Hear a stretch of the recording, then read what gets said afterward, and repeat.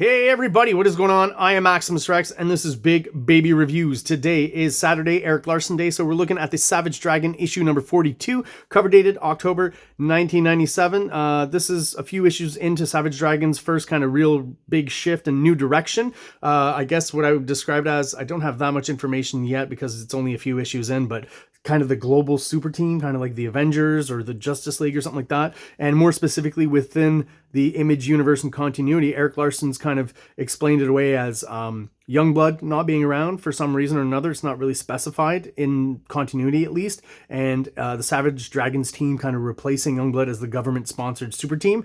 Real world facts is basically this is around the time that Rob Liefeld left Image, whether he was thrown out by the other Image guys or he quit. I mean, I think the writing was on the wall in that situation. Both sides kind of knew that that's what was happening. So Eric Larsen kind of using the Savage Dragon universe to kind of fill in that plot point of what's going to happen without Youngblood, and at the same time generating new story ideas. So I'm assuming maybe, you know, Eric Larsen around this time, maybe getting bored with the whole super cop, Dragon as a cop at the Chicago PD, the urban crime drama tinged with superhero tropes kind of approach that he's done at least for the first 30 odd issues.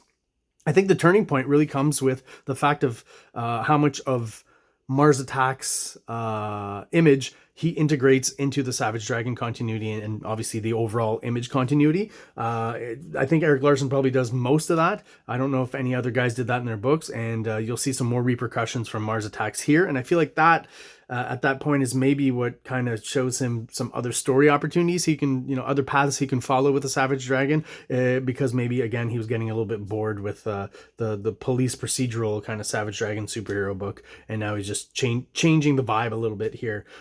And I definitely think Mars Attacks Image was kind of the catalyst there that changed things, right? So all of a sudden Savage Dragon, you know, doesn't just become global, but intergalactic technically, and now we're moving back down a scale to you know, the global super team concept. The cover here I feel is very familiar. I feel like it's an homage to maybe John Byrne or George Perez, some Avengers West Coast cover. I'm not quite sure, but you know, the villain holding all the heroes falling out of his hands and stuff. And I think even before that, I'm gonna assume Jack Kirby did something like this somewhere at some point. But in the 90s, when most artists were homaging other covers, they didn't necessarily mention it. I'm not criticizing them for that, for not doing it. It's more of a systematic thing now when they do. But back then, you know, it wasn't. So I don't see any indication of that. But I definitely feel like it's something I've seen before. Presenting the new baddie, the new antagonist for the issue.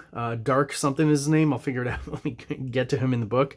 Definitely an analog for Darkseid, I think. And then another character that's going to be introduced. I'll point out, I feel like a lot of the inspiration for this kind of first super team storyline is very Fourth World's Jack Kirby New Gods inspired, which is a great coincidence because I'm reviewing those books on Mondays with Kirby Mondays. So I see a lot of parallel here, especially in this issue, and I feel like probably moving on we'll get more of that as well. I'll point it out as we get through the book. So pretty cool cover overall, though, I will say. Love Larsen's kind of dirtier, splotchier version of Kirby Crackle here, which works pretty much just as well. Very energetic. And off onto the issue. Eric Larsen, creator, writer, penciler, inker. Chris Eliopoulos, letter. iHawk doing the colors. So, you know, this is an old trick of Eric Larsen he's done before. He kind of uses the first page to set up some sort of mystery. Sometimes you're not even exactly quite sure what's happened, but that's fine. It'll be, you know, answered. The answers to your questions about this page will be revealed later on in this issue. That's usually how he does it. He sometimes just wants to start you off with a mystery, get you interested. So, you know, small town America, gas station, some sort of energy blast or explosion, and then just a bunch of rubble. Pretty simple getting into it. These pages are kind of weird when I relate them to last issue, which was Barbaric and Ricochet's wedding, because there were early pages there where I feel like the continuity, I feel like these pages should have been published in issue 41, right? Because in issue 41, you do eventually see them in costume, you see them training, and you see them in this building here, right? And all of a sudden, these two pages in the next issue, this is issue 42, basically feel like they're introducing, you know, the super team. The Savage Dragon's still dressed like a Chicago cop, just without his badge. Everyone in their original kind of wardrobe and costumes. being introduced to the building they're going to be working in, and we've already seen it last issue, and we've seen them in it. So it's just kind of an odd thing here. I don't know if, you know, Larsen felt he hadn't explained things or he'd missed something last issue and he's throwing it in here, but just kind of weird. That's a very Walt Simonson hand right there, I think. It just stood out to me, the way the lines and the angularness of it all. Very, you know, Eric Larsen has never professed to not have Walt Simonson as a huge influence. So definitely Walt Simonson, Jack Kirby, right? I think are some of the artists you can spot in some Eric Larsen artwork. I like this kind of shorthand he's using here. The rougher, quicker lines, simpler kind of depiction of both characters here really works for me. Makes them a little bit more lively, almost like, I don't know how I describe this, almost Calvin and Hobbes or something in the line work. So yeah, again, this feels a little bit like a repetition of, I'm pretty sure it was a double page splash in the last issue as well, of seeing them all in their new costumes and stuff. So, and Barbaric has long hair again, where last issue he got it cut for the wedding. So, you know, it just feels like a weird reason to go back in time in the next issue to go over this stuff here. So I assume maybe in the trade paperbacks they put it back in order or something. I don't know. If anyone knows anything about this, let me know in the comments. So yeah, they're definitely being dressed up to be the patriotic kind of heroes, right? A huge kind of Captain America vibe to everything. Everyone, you know, even characters who are keeping kind of their somewhat original costumes are having stars and things and stripes added to them. And they've even defined like a class system within the superhero team, right? So it says here, top level individuals will have, the top level will have individual costumes, although all red, white, and blue, like Savage Dragon, right? Like Rapture, I assume. A very Wonder Woman there, I think. Level 2 will have a flag theme, and level 3 will have stars only. So again, there's already a hierarchy here in this Savage Dragon super team, and they are called, I just missed the name, so I'll go back. I know they're called SOS, but he actually says Special Operations Strike Force is the name of the team. The art feels a little less rushed this issue than it did last. I feel like last had probably a stronger page count.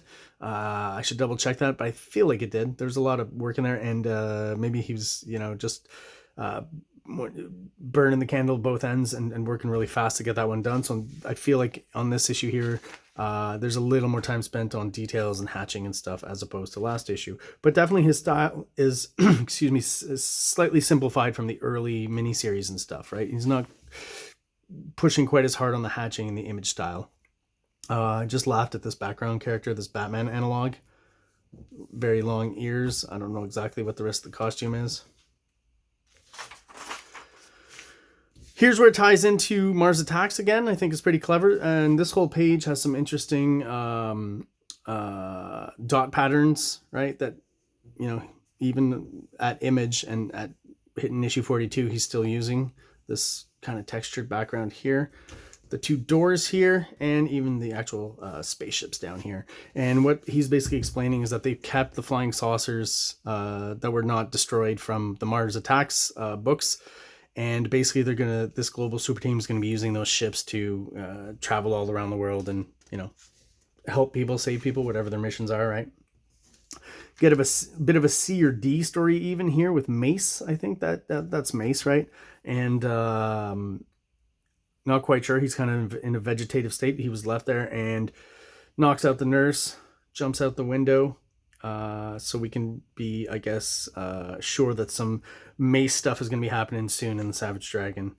Again, I've talked about this before, how Eric Larsen will juggle, you know, 2, 3, 4, 5, 6 different plot lines, and eventually they at some point will merge with the main storyline and hit up with the Savage Dragon. I like this very 90s vertical panel, establishing shot, cropped just right, good angle, just a simple, clear, concise establishing shot that works really well.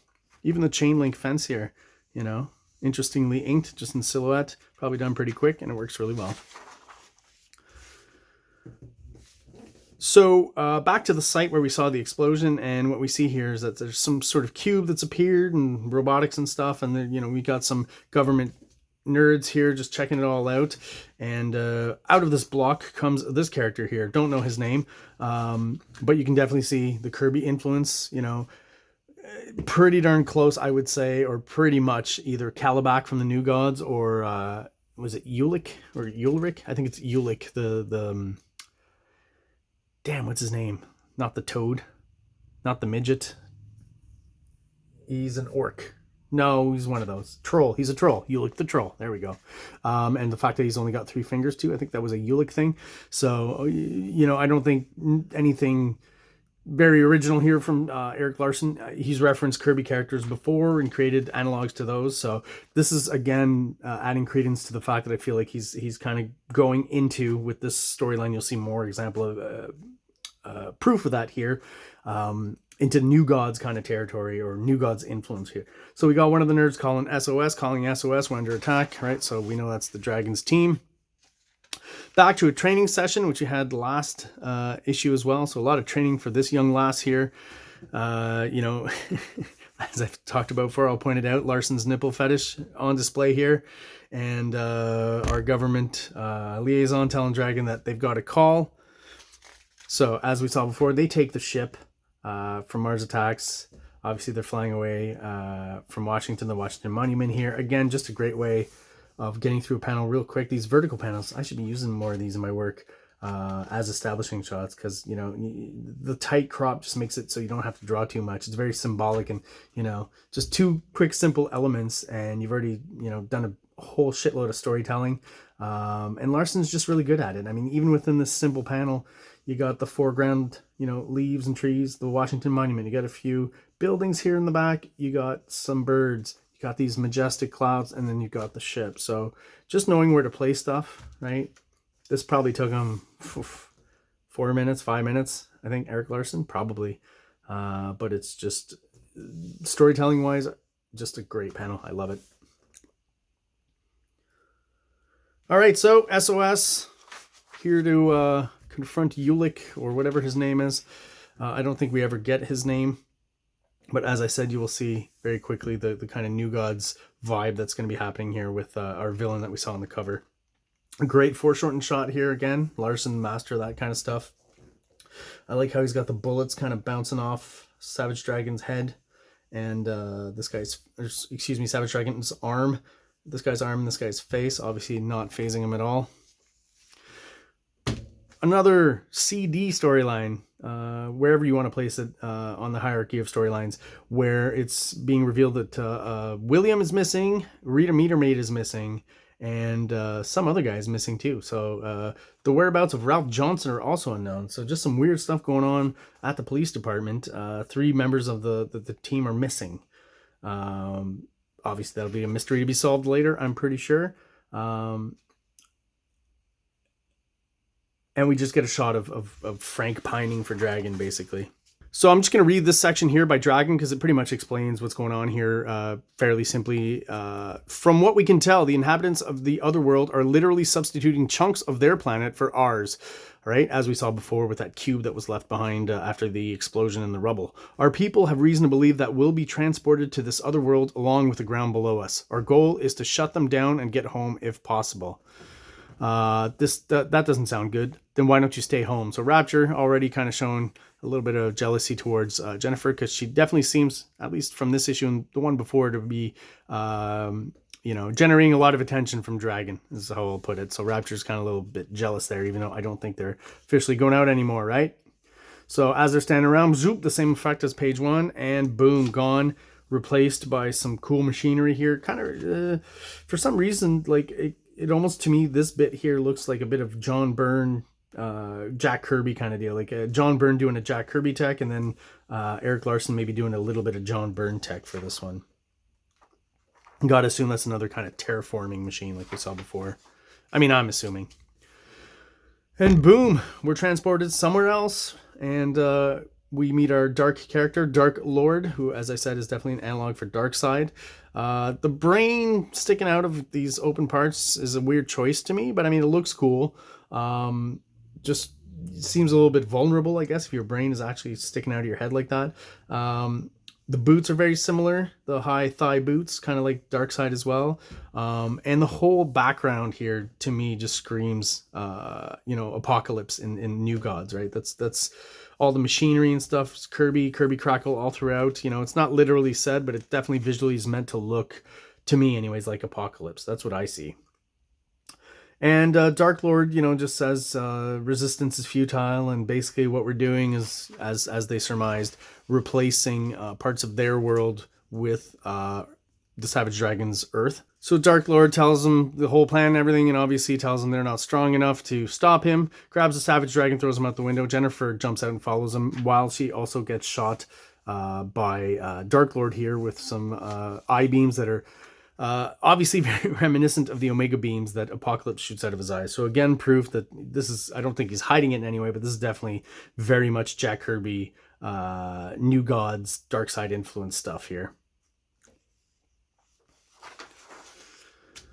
Again, the backgrounds I think are really great and evocative of Apocalypse. If you look at those New Gods book and how Jack Kirby defined Apocalypse, it was just kind of dirty machinery and dirty mechanical textures. And again, I still feel like there's some Kirby influence, but a bit of John Byrne too, kind of mixed into that. And of course, where did John Byrne get his influence but Jack Kirby, right? But yeah, I'm mostly art-wise, when I go through these pages, looking at the backgrounds and the debris. Just because also, since you don't have to be such a slave to the grid here, and being very precise, it's probably more fun to do, and it feels like it's more fun to do as well, right? Larsen being a huge Kirby fan, I definitely think probably having a ball doing this stuff here. Certainly looks like it. Again, the figure work, nothing wrong with it, but the backgrounds are really great and evocative. And we get to the end of the issue, and this is where I felt like there's the New Gods influence, but I also feel like there's a little bit of Planet of the Apes, and also clearly with the shot here, 2001, right? So they're looking at a Coke machine, but that Coke machine is absolutely huge, right? So it definitely here to me looks way more like the monolith in 2001, right? As it appears to the ape humans at the beginning of the movie. I imagine he put the trademark in here because you have to have permission from Coke to get it. Like, I don't know how that worked, if he actually had permission, or if he just threw that in there or took a chance. And he said, if I take a chance, if I have that in there, maybe they'll leave me alone. Today, I don't know if that's something you could do. He's even got the tagline from back in the day. It's the real thing. So yeah, I'm not quite sure how that works there. And definitely use some sort of probably digital means, but like almost the logo definitely looks light boxed or something. And again, what he says here, the dragon, oh my God, we're on Earth. This is Earth. Dark World is Earth. So that aspect of it to me is where the Planet of the Apes concept comes in, right? Because they thought they were somewhere else. Planet of the Apes, I assume they thought they were on another planet, and then they realized, no, they're just on Earth in the future. So if this is Earth in a parallel dimension or in the future, I'm not quite sure. But that's where he leaves us off this issue with a pretty darn good cliffhanger. And like I said, anything where there's 2001, A Space Odyssey kind of influence or inspiration, I'm going to be into, because it is my favorite movie. I probably mentioned it way too many times in these reviews, but at some point I'll be doing a review of movies, and specifically 2001 for sure. Got to get to that. And I'll just finish off by saying, just again, love the debris. The perspective is correct, but it just feels like you can go more kind of free flowing through that stuff and inking a little dirtier and making it look weathered and old. Larsen does an awesome job of it here. Definitely not one of the image artists who would skimp on backgrounds.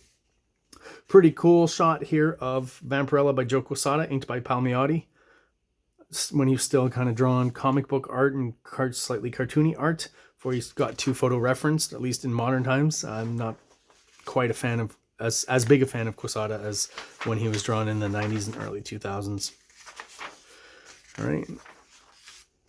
Oh, I thought just sign of the times, right? Desperate times. Haha, that's funny. This is 1997, right? And basically, I'm not going to read the whole strip, but he's debating with his friend whether or not he should go talk to this woman. And what he starts hearing in her dialogue, it basically is describing him, right? If only I could find a scrawny man with low self-esteem. I find that so sexy.